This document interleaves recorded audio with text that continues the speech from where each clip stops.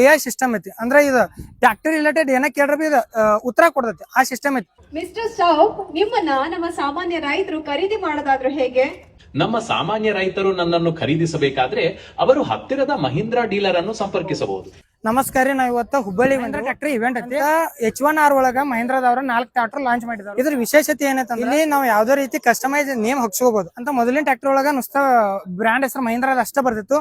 ಇದೊಂದು ಹೊಸ ಫೀಚರ್ ಐತಿ ಅಂತ. ಮೊದಲೆಲ್ಲ ಹೆಡ್ಲೈಟ್ ಫ್ರಂಟ್ ಸೈಡ್ ಬರ್ತದೆ ಅಂತ. ಈಗ ಏನೈತಿ ಸೈಡ್ ಮಾಡಿದಾರ.